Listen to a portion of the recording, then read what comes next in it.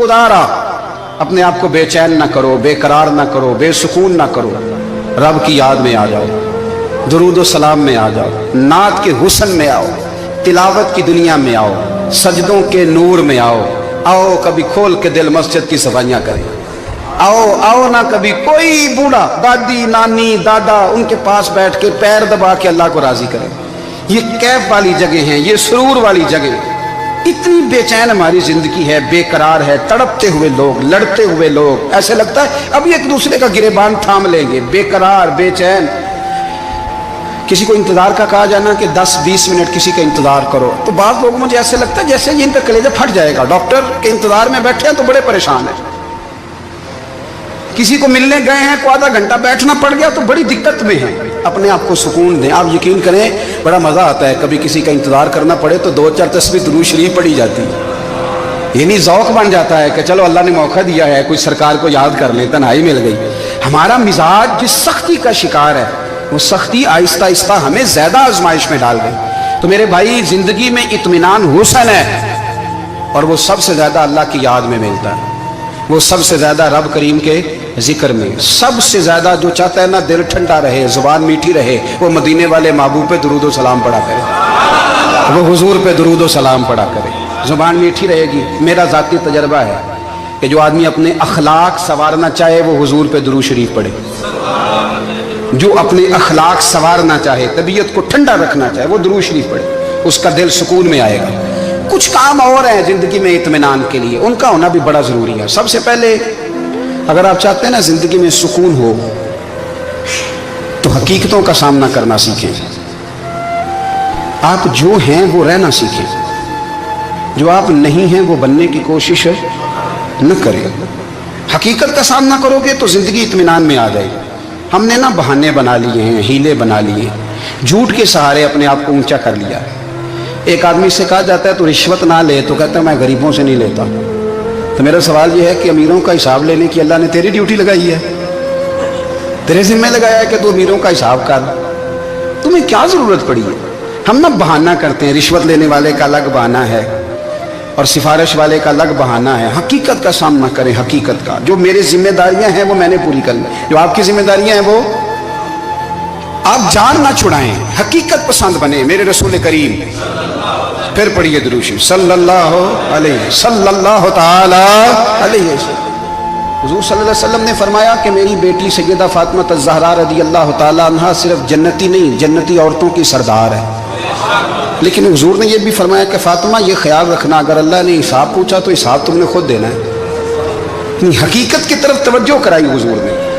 वो सिर्फ जन्नती नहीं, जन्नती औरतों की सरदार है, पर हकीकत की जानिब तवज्जो। मैं हकीकत यह है कि अगर मालिक ने हिसाब पूछा तो उसकी तैयारी भी करनी है। देखे ना, हमें कुछ यकीन नहीं, अल्लाह माफ करे कि हमारा हिसाब कैसा होगा, लेकिन कितने आजाद हैं। यानी बड़ी दलेरी से बंदे कहते हैं फजर नहीं पढ़ता जी, 3 पढ़ता हूँ जी, शाह रह जाती है जी, कपड़े साफ, बड़ी दलेरी से। और सैयदा फातिमा ज़हरा ने सारी रात मुसल्ला बांध रखा है, हालांकि उन्हें यकीन था कि रब मुझे बगैर हिसाब किताब जन्नत देगा। हकीकत का सामना करें, जो हुकूक आपके हैं वो आपने अदा करने हैं, जो जिम्मेदारियां हैं वो जिम्मेदारियां हैं। देखिए ना, हजरत मूसा कलीमुल्लाह अलैहिस्सलाम के पास इजराइल रूह निकालने आए तो हजरत मूसा ने थप्पड़ मारा, आंख निकाल दी, वापस गए। अल्लाह उन्होंने तो जलाल फरमाया, कहा मूसा अलैहिस्सलाम से कहिए बैल की पुश्त पर हाथ रखें, जितने बाल उनके दस्ते मुबारक के नीचे आएंगे उतने 1000 साल उनकी उम्र बढ़ा दी जाएगी। यानी मेरे कान में कोई बता दे कि जनाब 60 साल बढ़ गई, या आपके कान में कोई कह दे तो खुशी होती है कि नहीं? लेकिन ये हकीकत पसंदी नहीं, इसलिए कि 60 भी गुजर जाएंगे, 70 भी, ये हकीकत नहीं। हजरत मूसा कलीम, चले मैं मिसाल देता हूँ, समझ ले 10 बाल, हालांकि बहुत ज्यादा आते होंगे, 10 बाल अगर हजरत मूसा के हाथ के नीचे आए तो 10,000 साल तो उम्र बढ़ गई ना। 10 साल नहीं, 10 नहीं, 10 बहुत ज्यादा थी ना। हजरत मूसा कलीमुल्लाह अलैहिस्सलाम से आके अर्ज किया गया, हुजूर बैल की पुश्त पर हाथ रखें, जितने आपके हाथ के नीचे बाल आएंगे उतने 1000 साल उम्र बढ़ जाएगी। तो हजरत मूसा ने हकीकत पसंदी वाली बात की, फरमाया फिर क्या होगा? 10,000 साल के बाद फिर क्या होगा? कहा हुजूर जाना तो फिर भी है, फरमाया फिर अभी चलते हैं। अगर जाना है ना, जाना है तो फिर اگر جانا ہے تو پھر ابھی، اور سجنوں اگر نماز پڑھنی ہے تو ابھی کیوں نہیں؟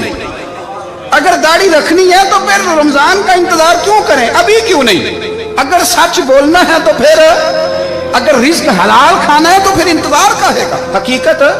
حقیقت ہوتی ہے، بہانہ ہوتا ہے، حقیقت چھپ نہیں سکتی بناوٹ کے اصولوں سے، کیونکہ خوشبو آ نہیں سکتی کبھی کاغذ کے پھولوں سے، یہ بات یاد رکھیں۔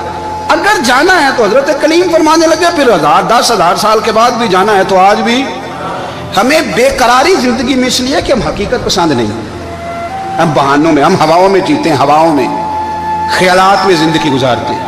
بڑا ٹائم پڑا ہے، مثلاً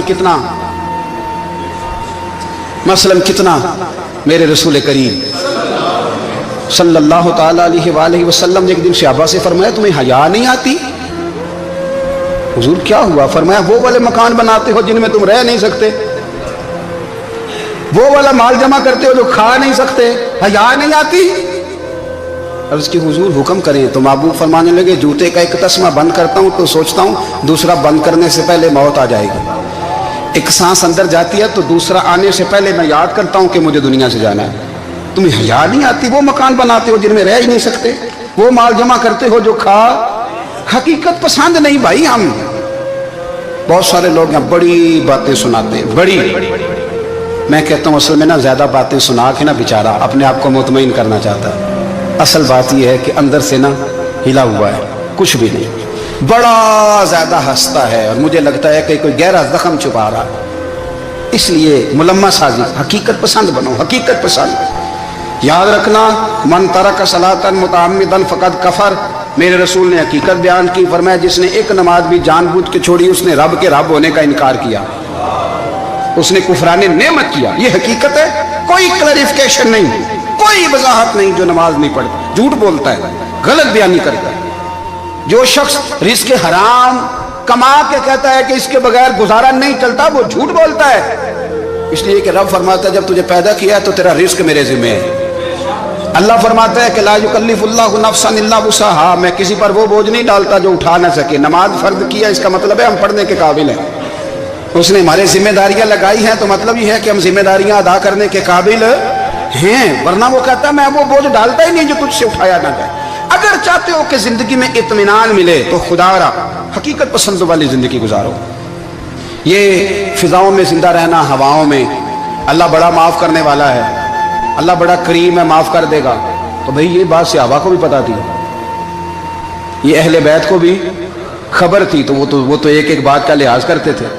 یہ غوث اعظم کو بھی پتا تھی، یہ ان کے والد کو بھی پتا تھی، جنہوں نے کسی کا ایک سیب کھا لیا تھا تو 12 سال اس کے گھر میں نوکری کرتے رہے، انہیں نہیں پتا تھا اللہ بڑا کریم ہے، معاف کر دے گا، ایک سیب ہی ہے نا۔ تو حقیقت پسندی آپ کو سکون دے گی، اور اگر آپ نے اپنے آپ کو غیر مطمئن کیا ہوا ہے، بات کچھ اور ہے، اور آپ نے اپنے آپ کو ڈال کسی اور طرف لیا ہے، تو پھر آپ کو سکون مل سکتا؟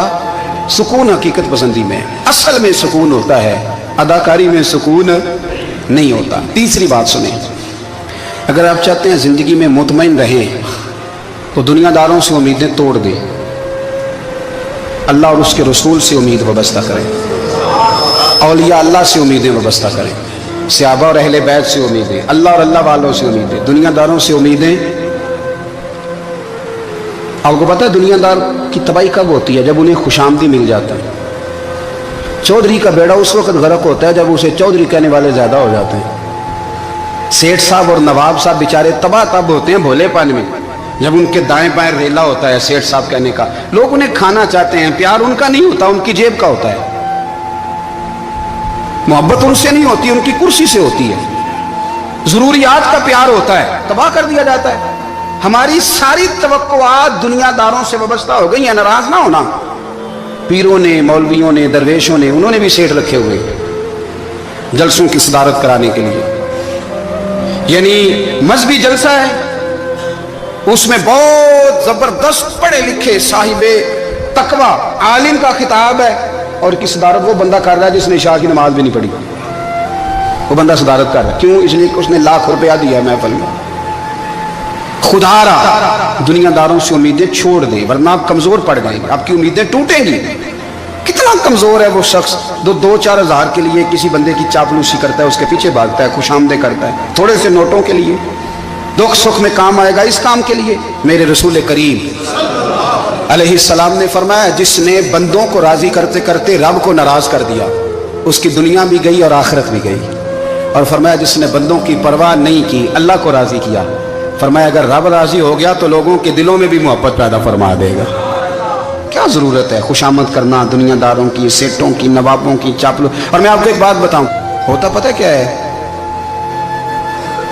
ये जो हुब्बे जा और हुब्बे बा होती है ना, इससे पेट नहीं भरता।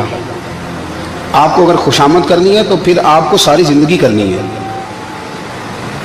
फिर उनको भी पता होता है कि ताल्लुक किस बुनियाद पर है, इसमें कभी भी खुलूस पैदा नहीं होता। आप बेचैन रहते हैं, बेकरार रहते हैं, आपको तकलीफ रहती है हमेशा। कभी भी दुनियादारों से उम्मीदें वाबस्ता ना करें। एक बात सुने बड़ी शानदार, इमाम गजाली ने लिखी है। इमाम गजाली फरमाते हैं कि हारून रशीद ना हज करके वापस आया बगदाद में, तो कोने में हजरत बहलोल दाना बैठे थे। रश बहुत था, मजमा बड़ा था। हजरत बहलोल दाना भी सड़क के किनारे बैठे थे, तो सिपाही कहने लगे यहाँ से उठ जाओ। फरमाने लगे हारून रशीद की ज़मीन नहीं, ज़मीन मेरे रब की है, मैं क्यों उठूँ। वो करीब से गुजरा तो सलाम ली, तो आपने उसका प्रोटोकॉल देखा तो फरमाने लगे, हारून रशीद तुझसे तगड़े तगड़े मोटे मोटे प्रोटोकॉल मैंने लोगों के देखे हैं, और ये जो तेरे दाएं बाएं आज तेरे नारे लगा रहे हैं, ये पहले उन लोगों के नारे लगाया करते थे। और थोड़ा वक्त गुजरने दे, जो तेरे बाद आएगा ना, ये सारे फिर उनके नारे भी लगाएंगे। तू झूठ की दुनिया में जिंदा है, इनसे तूने उम्मीदें वाबस्ता की हैं, ये कल उसके नारे लगाएंगे। उसके दिल पे बड़ा असर हुआ, घोड़े से उतर आया, आगे कहने लगा, हुजूर आपने मुझे बड़ी अच्छी नसीहत की है, मेरा दिल बड़ा ठंडा हुआ है। मैंने सुना है आप मकरूज हैं, कुछ लोगों का कर्ज, तो मुझे कोई हुक्म ही कर दे। आप हंसने लगे, फरमाने लगे, यार तू तो बड़ा ही बेवकूफ़ है, बड़ा ही बेवकूफ़ है तू, मैं तुझे नसीहत कर रहा हूँ, तू मुझे उलझा रहा है। हुजूर कोई हुक्म कर दें। क्या खूबसूरत अंदाज है रब करीम के बंदों का। हजरत बहलोल दाना फरमाने लगे, तेरा रब कौन है? कहा अल्लाह। तो फरमाया मेरा कौन है? कहा अल्लाह। फरमाने लगे, ये तो नहीं ना हो सकता कि अल्लाह हारून रशीद को देता रहे और बहलोल दाना को भूल ही जाए। ये तो नहीं ना हो सकता कि हारून रशीद को देता रहे और बहलोल दाना को भूल जाए। फरमाया उसका दिल, उसका इरादा हुआ, इरादा कुदरत हुआ कि बहलोल मकरूज रहना चाहिए, तो अगर रब मुझे रखना चाहता है, दुख कबूल मोहम्मद बख्शा, राजी रहन प्यारे, अगर वो चाहता है मैं मकरूज रहूं, तो मैं भी चाहता हूं कि मैं मकरूज ही रहूं। ये तो नहीं ना हो सकता कि तुझे दे और मुझे ना दे। फरमाया मेरी तुझसे कोई उम्मीद नहीं, मुझे जब भी देगा मेरा रब भी देगा, और वो देगा तो फिर इंशाल्लाह खजाने खोल के देगा। दुनियादारों से उम्मीदें वाबस्ता करना, लोगों के पीछे, ये छोड़ दें। आप बेचैन रहेंगे, बेकरार रहेंगे। अल्लाह वालों से जरूर उम्मीदें वाबस्ता करें, इसलिए कि उनके पास जो कुछ होता है वो दरअसल रब का ही होता है। लेकिन सेठों से, नवाबों से, सियासतदानों से बाज आ जाए, हमारी बड़ी उम्मीदें वाबस्ता हैं। मैं अक्सर कहता हूँ, जितने फेरे नौकरी के लिए दुनियादार के दरवाजे पे लगाए हैं ना, इससे कम दफा मस्जिद में नफल पड़े होते तो रब उतनी बड़ी मेहरबानी फरमा देता। तीसरी बात ये याद रखें, अगर सुकून लेना चाहते हैं ना, अगर सुकून लेना चाहते हो ना, तो लोगों को डिस्कस करना बंद कर दो।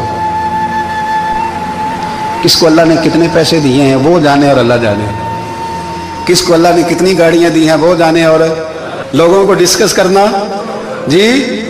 यानी मैं एक जगह बैठा था, तो एक साहब गाड़ी वाला गुजरा, गाड़ी में बैठ के, उसका पड़ोसी था, कहते मुंह है कार वाला।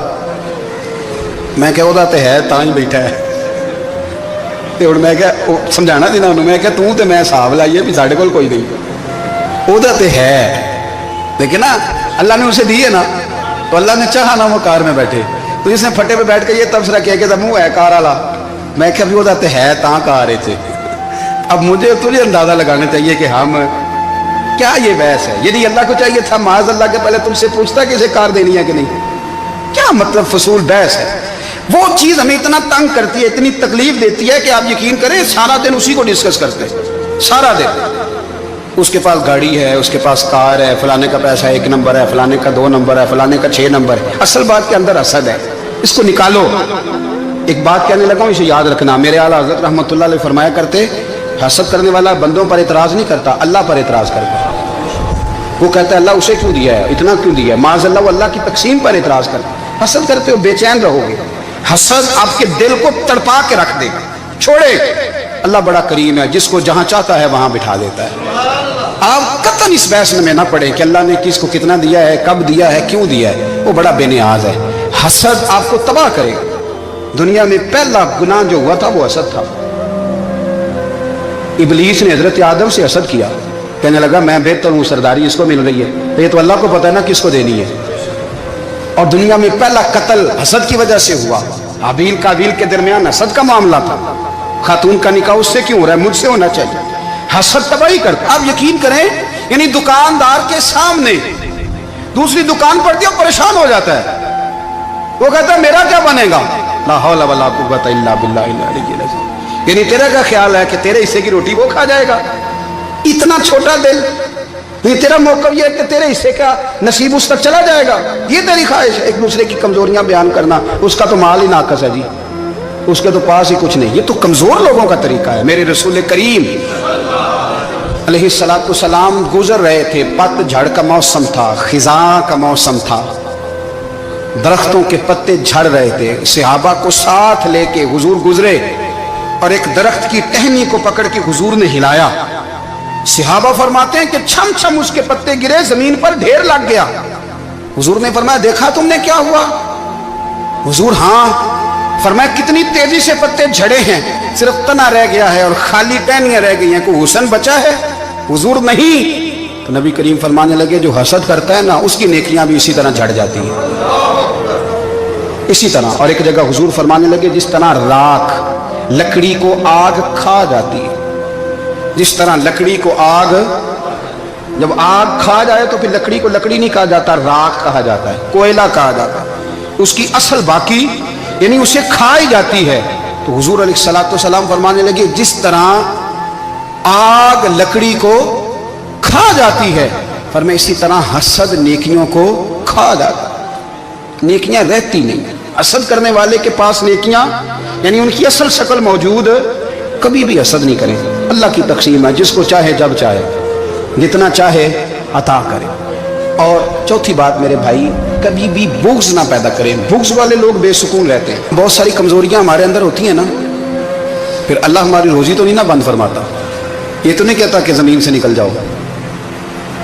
اگر یہی والا معاملہ ہو جو ہمارا ہے کہ شادی پہ اس نے میرے ساتھ برا سلوک کیا تھا، اب ساری زندگی بغض رکھنا ہے، اگر یہی معاملہ فرشتے اللہ کی بارگاہ میں کہیں کہ یا اللہ اس نے فلانے دن شراب پی تھی، اب اس کو زمین میں نہیں رہنے دینا، نظام زندگی چلے گا؟ اگر اللہ ہمیں معاف کرتا ہے تو ہم بندوں کو معاف کیوں نہیں کرتے؟ آپ یقین کریں اتنی لمبی عداوتیں، اتنا لمبا حسد، اتنا لمبا بغض، اتنا لمبا۔ حدیث میں نے پڑھی، میں حیران رہ گیا۔ میرے نبی کریم علیہ السلام نے فرمایا اپنی بیوی سے کبھی بغض نہ رکھنا، اگر اس کی ایک بات ناپسند ہو تو اسے چھوڑ کے وہ بات دیکھو جو تمہیں پسند ہے۔ میں اس حدیث کو پڑھ کے سوچنے لگا کہ کیا بیوی کا بھی بغض رکھتے ہیں لوگ؟ اب حضور نے کہا ہے تو اس کا مطلب ہے لوگ بیوی کا بغض بھی رکھتے ہیں۔ اب اس پر استدلال کر کے مجھے کہنا پڑے گا کہ سسرال والوں کا بغض بھی رکھتے ہیں، کہنا پڑے گا کہ بھائی کے سسرال والوں سے بھی بغض رکھتے۔ اس حدیث کی روشنی میں سمجھا کہ لوگ بھابھی کا بغض رکھتے ہیں، بغض، ورنہ عادتیں تو ہماری بھی کئی بری ہوتی ہیں۔ اگر عادات ایک وجہ بنے اختلاف کی تو عادتیں تو ہماری بھی کئی بری ہیں، لیکن ہم اپنی بری عادتوں سمیت اپنے آپ سے پیار کرتے ہیں، اور سامنے والے کی ایک بھی عادت بری ہو تو اس سے بغض رکھتے ہیں۔ بغض نہ پیدا کریں۔ میرے نبی پاک علیہ السلام نے فرمایا کچھ چیزیں تمہارے دین کو مونڈ ڈالیں گی، تباہ کر دیں گی، کاٹ دیں گی۔ حضور کون سی؟ فرمایا حسد، تکبر اور بغض، یہ تمہارے دین کو تباہ کر دیں۔ ہم بے چین اس لیے ہیں کہ ہم نے بہت سارے لوگوں کا بغض پالا ہوا ہے، اور ہر فیلڈ میں سیاستدان نے سیاستدان کا، ذاتیات پر اتر کے بات کرتے ہیں، معزز ترین لوگ، تاجر نے تاجر کا، الا ماشاءاللہ بعض جگہ پہ اہل علم بھی ایک دوسرے سے عداوت رکھتے ہیں۔ خدا را دل رب کریم کے آنے کا ٹھکانہ ہے، یہ صاف ہوگا تو اس میں رب رسول کے جلوے ہوں گے، اور اگر اس میں عداوت ہو، اس میں بغض ہو، اس میں کینہ ہو، نفاق ہو، سنیں میرے رسول کریم حضرت ابو بکر صدیق رضی اللہ تعالیٰ عنہ کہتے ہیں میں رو ہی پڑا۔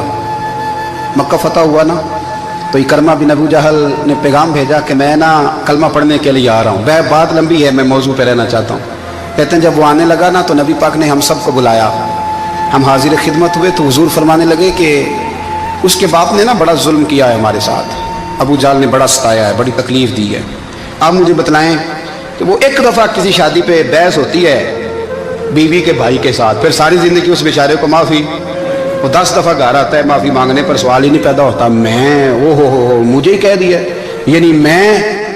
यानी फिर मैं मुझे ही कह दिया आपने और मेरी शान में बेअदबी और फिर मैं माफ़ कर दूँ, तौबा तौबा तौबा, ये कैसे हो सकता है, मेरी नाक नीची हो जाएगी और आपने मुझे कह दिया, सवाल ही नहीं पैदा होता। और ये रोना मैं अक्सर होता हूँ कि शादी वाले दिन दामाद साहब का ज़्यादा दिमाग ख़राब होता है। जब छोटी साली की शादी होती है ना, उस दिन इसको बुखार चढ़ता है, कोई इसको कान में कहता है तेरी इज्जत नहीं कर दे, उस दिन इसका दिमाग ख़राब हो जाता है, बच्चे उठा के निकल आता है, वो बेचारा सुसर मिन्नतें कर रहा होता है कि तेरी मेहरबानी आ जा, ये इज्जत करा रहा है। तो मैंने कहा एहतजाज करके जो इज्जत कराई जाती है वो इज्जत नहीं होती।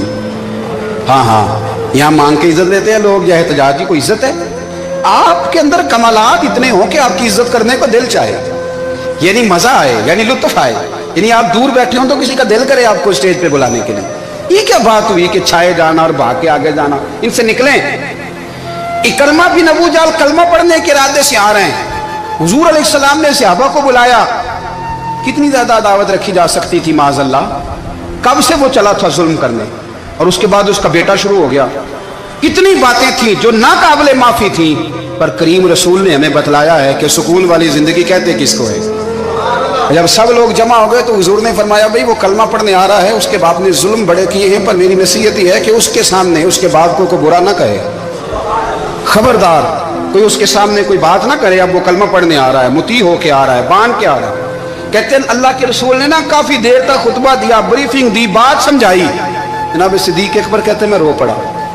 एक सहाबी मुझे कहने लगे तुम्हें क्या हुआ, तो मैंने कहा मैं मुस्तफ़ा की रहमत पे रो रहा हूँ, देखो किन के लिए हुजूर ग्राउंड बना रहे हैं, देखो किन के लिए हुजूर तैयारी कर रहे हैं, जिन्होंने सारी जिंदगी दुश्मनी की। खुदारा ये अंदर से अदावतें निकाल फेंको।